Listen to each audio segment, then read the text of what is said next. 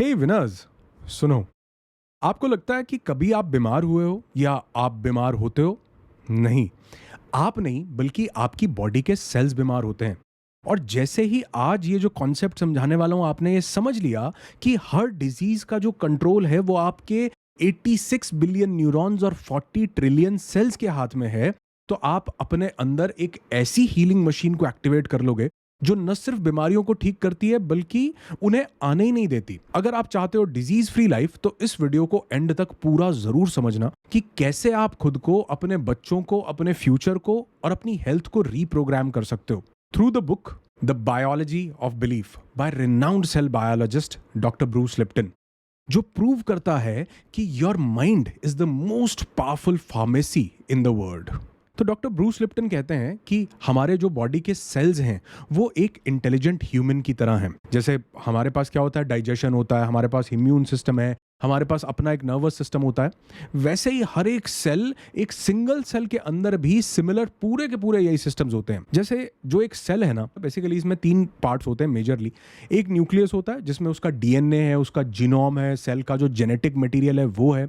दूसरा होता है इसमें साइटोप्लाज्म, जिसमें कि माइटोकॉन्ड्रिया और बहुत सारी सेल की जो एक्टिविटीज़ हैं वो परफॉर्म हो रही होती हैं। और तीसरा सेल का एक बहुत इंपॉर्टेंट पार्ट होता है, इसको बोलते हैं सेल मेम्ब्रेन, यानी उस सेल की एक आउटर लेयर। वो कहते हैं कि सेल का जो ब्रेन है वो सेल का न्यूक्लियस नहीं है, जैसे पहले मेडिकल साइंस या मेडिकल स्ट्रीम मानती थी, बल्कि सेल का जो मेम्ब्रेन है, यानी कि जो उसका आउटर लेयर है, वो सेल का दिमाग है। वही सेल मेम्ब्रेन जो है वो एक ऐसा इंटेलिजेंट गेट कीपर है जो कि डिसाइड करता है कि कौन सी इंफॉर्मेशन सेल के अंदर जाने देना है और कौन सी इंफॉर्मेशन को रोक लेना है, depending on the environment it gets.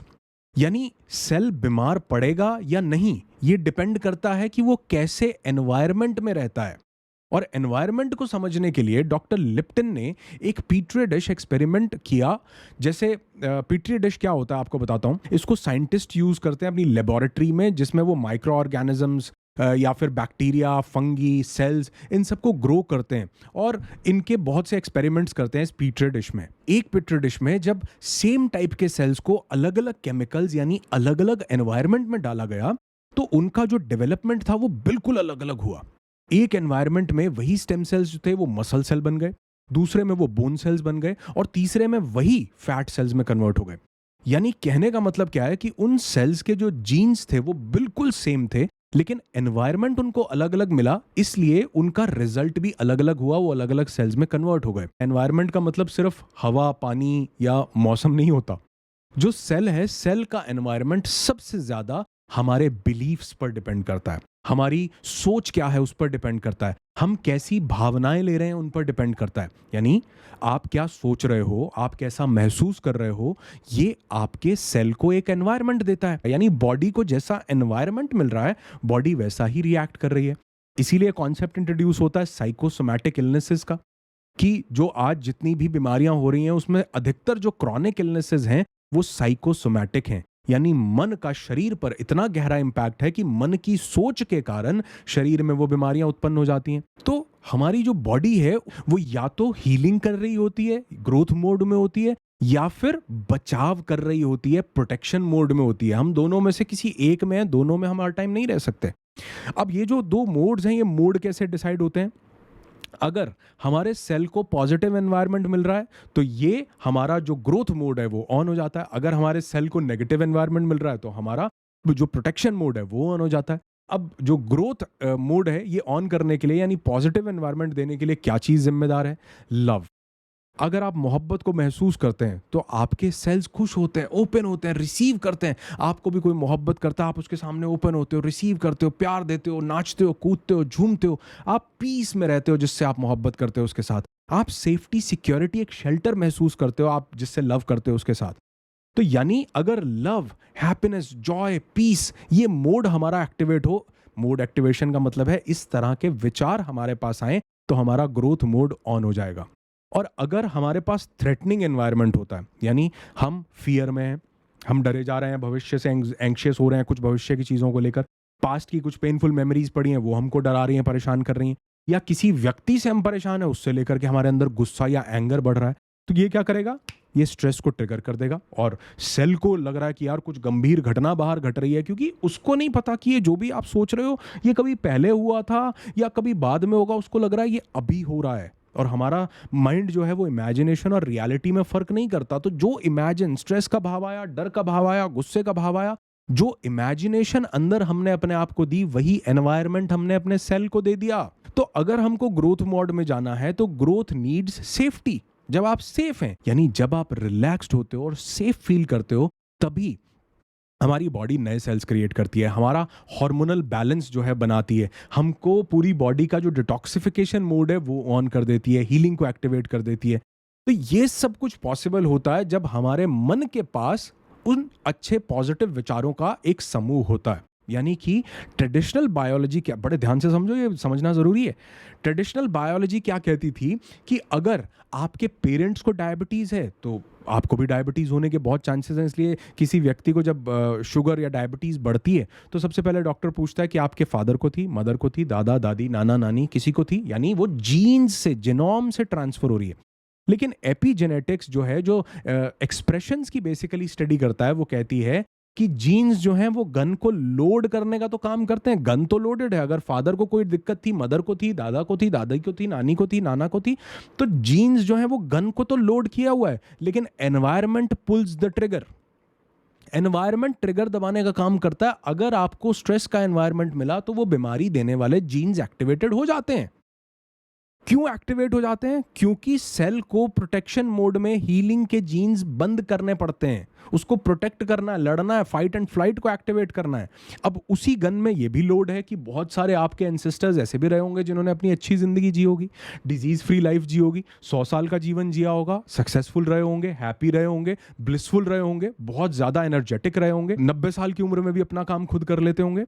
तो वो गन के अंदर वो भी जो गोलियां हैं वो लोड हैं। कैसा एनवायरनमेंट दिमाग को मिल रहा है वो उसी चीज को एक्टिवेट कर लेता है। तो अगर एंसेस्टर्स में कोई बीमार हुआ था, जरूरी नहीं आप हो गए, लेकिन ये क्यों जरूरी नहीं? अगर आप अपने एनवायरनमेंट को बदल लेते हो, यानी आप अपने लाइफस्टाइल को बदलते हो, आप अपने थॉट्स को बदलते हो, आप अपने इमोशंस को बदलते हो, अपने फूड को, अपने खाने को बदलते हो, अपने स्ट्रेस लेवल को कम करते हो, तो ये बेसिकली डिसाइड करेगा कि कौन सा जीन एक्टिवेट होगा और कौन सा जो है शट डाउन हो जाएगा।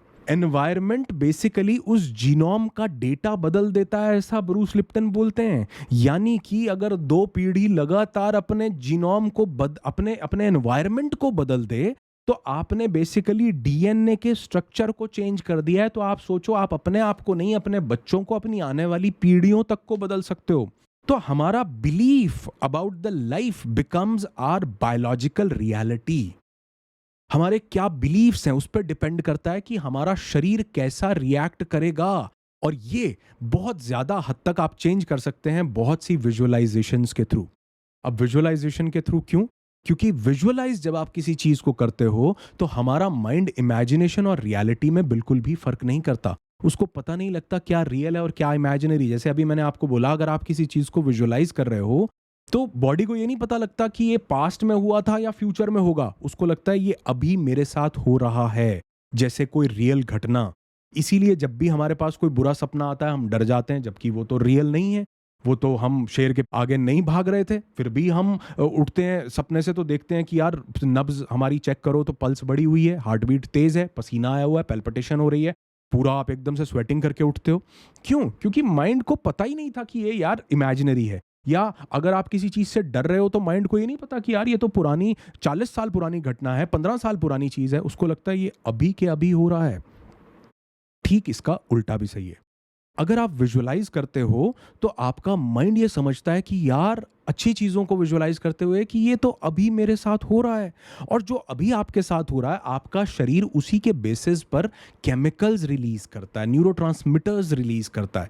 अगर आप विजुअलाइज करते हुए अच्छा भाव ले रहे हो, हेल्दी भाव ले रहे हो, हीलिंग का भाव ले रहे हो, तो बॉडी उसी तरह के केमिकल्स को रिलीज करेगी। और अगर आप डर के भाव को, negativity, guilt, shame, jealousy, apathy, anger, इन सब के भाव को ले रहे हो, फियर, स्ट्रेस, एंजाइटी, डिप्रेशन, इसके भाव को ले रहे हो, तो बॉडी उसी तरह के केमिकल्स रिलीज करेगी। और जैसे केमिकल्स रिलीज होंगे, जैसा सेल प्रोटीन बनाएगा, वैसी बीमारी या वैसी हीलिंग का मोड हम लोग ऑन कर देंगे।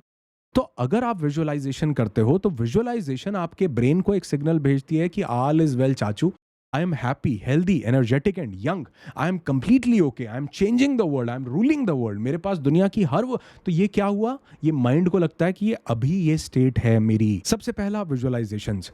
दूसरा हमारे बिलीफ्स। इसीलिए डॉक्टर ब्रूस लिप्टन ने इस बुक का नाम रखा the biology of belief. Belief की क्या बायोलॉजी है, कैसे बिलीफ काम करता है। और ये जो हमारे बिलीफ्स हैं ये 95% हमारे 7-8 साल की उम्र तक बना दिए जाते हैं। सब बिलीफ्स हमारे बन जाते हैं, किस चीज़ से डरना है, किससे नहीं डरना, किस चीज़ से भागना है, किससे लड़ना है, कौन सा लोग अच्छे हैं, कौन से शहर के लोग बेकार हैं, कौन सी जाति अच्छी, कौन सा धर्म, बिलीफ्स बना दिए जाते हैं। और ये बिलीफ्स, क्योंकि हमारे बिलीफ्स कैसे बिलीफ्स बनते हैं, ये हमारे सबकॉन्शियस माइंड में जो चीज़ चली जाएगी वो हमारा बिलीफ बन जाएगा। सबकॉन्शियस माइंड में कब चीज जाती है, जब हमारा कॉन्शियस माइंड तर्क करने के लिए मौजूद नहीं होता। इसीलिए तो बहुत सारे हमारे पास गलत बिलीफ्स भी होते हैं कि जितनी चादर उतने पैर पसारो, लड़कियां ये काम नहीं कर सकती, ये धर्म जाति के लोग ऐसे होते हैं, ये शहर बहुत बेकार है, यहाँ के लोग ऐसे होते हैं, ये जो गाड़ी होती है तो ये कंपनी बेकार है। तो हम जो वास्तविकता है उसको नहीं जीते हैं, हम अपने बिलीफ्स को जीते हैं। वो बिलीफ्स कब बने, जब हम 8 साल की उम्र तक थे। तब तक हमारा ब्रेन जो है वो अल्फा, थीटा और डेल्टा के मोड में था, जहां पर बीटा नहीं था। यानी हमारे बिलीफ्स बनने के लिए हमारे पास लॉजिक नहीं था। बच्चे को बोला बेटे ये खाना खा ले नहीं तो बाबा आ जा, वो डर गया। अब वो बच्चा डरता ही जा रहा है, जब भी वो खाना खाता है डर का माहौल उसके अंदर बना हुआ है। एक लड़की को बोल दिया जाता है, छोटी थी अकेले मत निकलो, वो आज लड़की 25 साल की भी हो गई तब भी वो अकेले नहीं निकल रही, उसको डर लगता है। क्यों? क्योंकि बिलीफ बना दिया गया। तो ये बिलीफ कब बना, ये सिर्फ एज का रोल नहीं है इसमें, इसके साथ रोल है सबसे ज्यादा हमारे ब्रेन के बीटा से अल्फा, अल्फा से थीटा, थीटा से डेल्टा में जाने का। तो अगर आपका ब्रेन आज भी उस अल्फा से थीटा के मोड में चला जाए, जहां पर कॉन्शियस माइंड है ही नहीं, जैसे आप रात को सोते हो कॉन्शियस माइंड नहीं होता, जब आपको सपना आता है तो क्या आप ये बोलते हो कि हट ये तो सपना है? नहीं, आप उसको ऐसे ही जी रहे होते हो जैसे ये रियल चल रहा है, जिंदगी ऐसे ही चल रही है। तो क्यों? क्योंकि वहां बीटा नहीं है, माइंड अलर्ट नहीं है, एक्टिव नहीं है, कॉन्शियस माइंड नहीं है तर्क करने के लिए कि उठ जा भाई, ये गंदा सपना मत देख, डर मत, खाम ये तो सपना है। उठने के बाद पता चलता है, तर्क जब लॉजिक माइंड लगाता है तब पता चलता है। तो अगर जब हम विजुअलाइजेशंस के डीप मोड में जाते हैं तो हम ब्रेन के उस कॉन्शियस माइंड को बाईपास कर देते हैं, क्योंकि विजुअलाइजेशन से हमारी अल्फा ब्रेन वेव ट्रिगर हो जाती है और थीटा ब्रेन वेव में हम लोग एंटर करते हैं, जहां पर जो भी थॉट आप उसको दोगे बॉडी उसको रियल मानती है, उसको लगता है ये तो अभी के अभी हो रहा है। अगर हमारे पास कुछ नेगेटिव बिलीफ्स भी रखे हुए हैं कि ये बीमारी लाइलाज है, कैंसर ठीक नहीं होता, ये हार्ट अटैक है, ये तो 60 की उम्र में पड़ना ही पड़ना होता है, ये बिलीफ्स रखे हुए हैं। इन बिलीफ्स को बदलने के लिए भी विजुअलाइजेशंस आपको हेल्प करती हैं, क्योंकि बिलीफ तब बनते हैं जब सब कॉन्शियस में चीजें डाल दी जाती हैं, जब कॉन्शियस माइंड तर्क करने के लिए नहीं होता। और इसका सबसे अच्छा समय होता है जब आप विजुअलाइजेशंस करते हैं, जब आप मेडिटेशन करते हैं, जब आप सुबह नींद से उठते हैं तब भी लॉजिक माइंड ज्यादा काम नहीं कर रहा होता, जब आप रात को सोने जाते हैं तब भी लॉजिक माइंड ज्यादा काम नहीं कर रहा होता, क्योंकि आप उस अल्फा के मोड में होते हैं।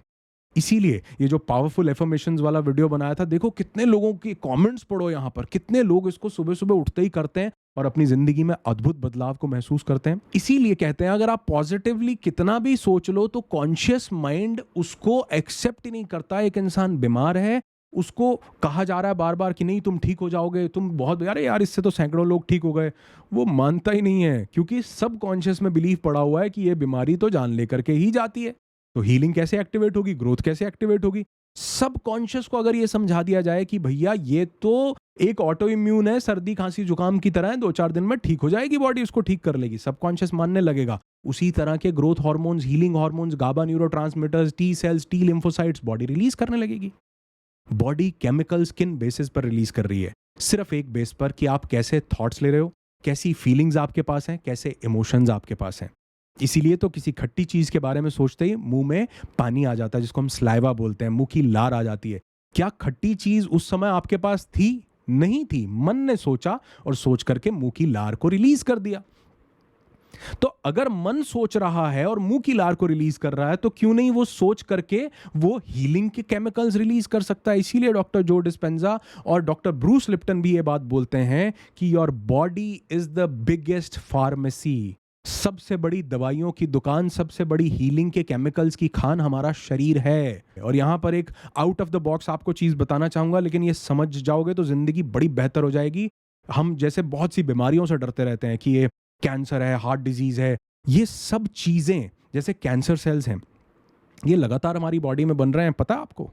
लगातार बन रहे हैं। जिसको कैंसर नहीं भी है उसकी बॉडी में भी ये बन रहे हैं, सबकी बॉडी में बन रहे हैं। लेकिन हो क्या रहा है कि जिसकी बॉडी में बन रहे हैं उसकी बॉडी के अंदर टी सेल्स, टी लिम्फोसाइट्स उसको किल भी कर दे रहे हैं साथ के साथ, उसको खत्म भी कर दे रहे हैं साथ के साथ। जिसको ये बीमारी के रूप में डेवलप हो गया, मतलब क्या है कि उसकी बॉडी में और नॉर्मल इंसान की बॉडी में, दोनों में ये बन रहे थे, लेकिन जिसको ये बीमारी के रूप में डिटेक्ट हो गया उसकी बॉडी में ये किल होना बंद हो गए। किल कौन कर रहा था? T lymphocytes. टी सेल्स कहां से रिलीज होते हैं? थाइमस ग्लैंड से। तो यानी कि वो केमिकल को रिलीज करने का तरीका क्या है? वापस से बात करूं तो कि टी सेल्स रिलीज होने लग जाएं, उसका तरीका है कि आप लव की फीलिंग्स को डेवलप करो। इसलिए एक बुक थी बड़ी powerful, you can heal your life, Louise Hay ने वो बुक लिखी थी और उस पर भी मैंने एक समरी बनाई हुई है, मेरे चैनल पर अवेलेबल है। उसमें वो बताती हैं कि लाइफ थ्रेटनिंग डिजीज वही इंसान डेवलप करता है जिसकी आत्मा तक रो रही है, यानी लव बिल्कुल है ही नहीं जिंदगी में, सिर्फ और सिर्फ सॉरो है, सिर्फ ग्रीफ है, सिर्फ दुख ही दुख अंदर भरा पड़ा है, वो लाइफ थ्रेटनिंग डिजीज। तो ये क्या हुआ? एनवायरनमेंट दिया आपने अपने सेल को, एनवायरनमेंट ने कहा जो हुक्म मेरे आका, आप जो एनवायरनमेंट दे रहे हो मैं वैसा काम कर रहा हूं। आप बोलते हो कि जी मेरी जिंदगी में वाकई दुख है और मुझे ये सब चीजें फील करने में बड़ा चैलेंज आता है, तो कोई बात नहीं, मैं तो कह ही नहीं रहा कि आप करो, ये तो कोरा ज्ञान हो जाएगा। मैं कहूंगा नहीं नहीं डरो नहीं, ऐसे नहीं करो, ये ज्ञान है खाली, कुछ नहीं होगा। क्या करना पड़ेगा? माइंड का ये जो लॉजिक लगाने वाला कॉन्शियस माइंड है, इसको रोक करके सबकॉन्शियस में बात डालनी पड़ेगी, समझानी पड़ेगी कि तुम कौन हो, तुम्हारे पास क्या मोड है। इसीलिए विजुअलाइजेशन एक मैजिक की तरह काम करती है, इसीलिए मेडिटेशन एक मैजिक की तरह काम करती है। अपने आप को प्यार के मोड में रखें, अपने आप को अच्छी चीजों के बारे में सोच करके, रोज सुबह उठ करके ये ग्रैटिट्यूड प्रैक्टिस करके, रोज सुबह उठ करके ये एफर्मेशंस वाला वीडियो ऑडियो चला करके इसको विजुअलाइज कीजिए। देखिए आपका पूरा दिन कैसे बदल जाएगा।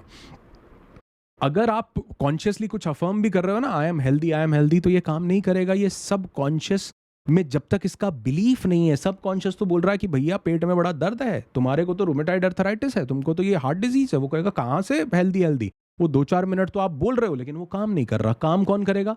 जब सब कॉन्शियस ये बात समझने लगेगा, सब कॉन्शियस बोलेगा कि यू आर हेल्दी, तो बॉडी उसको बोलेगी जो हुक्म मेरे आका। सेल किसका हुक्म मान रहा है? एनवायरनमेंट का। एनवायरनमेंट कहां से मिल रहा है? थॉट्स, इमोशंस, फीलिंग्स, भावनाएं जितनी भी हमारे पास पड़ी हुई हैं उनसे।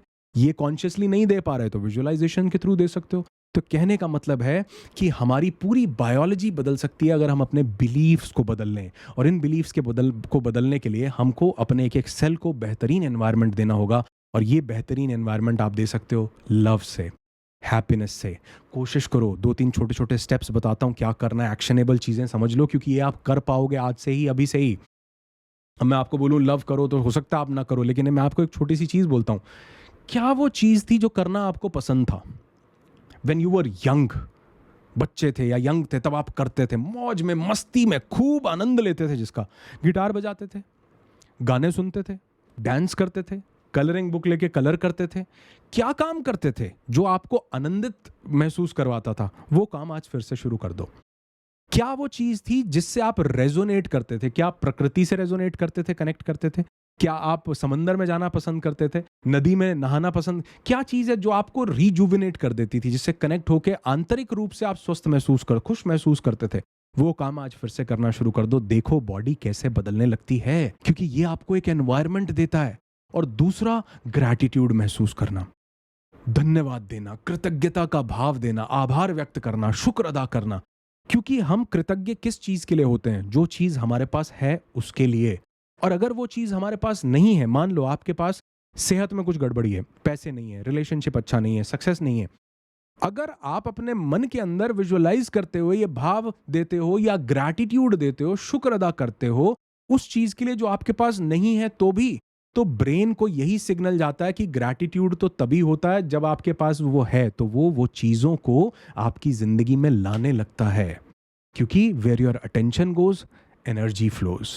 इनफैक्ट आपको एक और चीज बताता हूं। मान लो आप अपनी सेहत खराब है और सेहत के लिए ग्रैटिट्यूड नहीं कर पा रहे, सक्सेस नहीं है उसके लिए ग्रैटिट्यूड नहीं कर पा रहे, तो जो चीज है उसके लिए ग्रैटिट्यूड करो। क्योंकि ब्रेन को तो ये नहीं पता चल रहा कि आप पर्टिकुलरली इस चीज के लिए ग्रैटिट्यूड कर रहे हो, उसको तो ये पता चल रहा है कि आप अबंडेंट फील कर रहे हो, आप एकदम, आपके पास जो चीज है उसकी भावनाएं आप दे रहे हो, तो ब्रेन उसी तरह रिएक्ट करने लगता है, वही केमिकल्स रिलीज करने लगता है। आपके पास कोई एक चीज या 10 चीज या 1 लाख चीजों की कमी है, कोई तो एक चीज होगी जो आपके पास है। पेरेंट्स हैं, खाना मिलता है, सर पर छत है, आज सुबह उठ गए हो, हाँ, उठे हो तभी तो वीडियो देख रहे हो।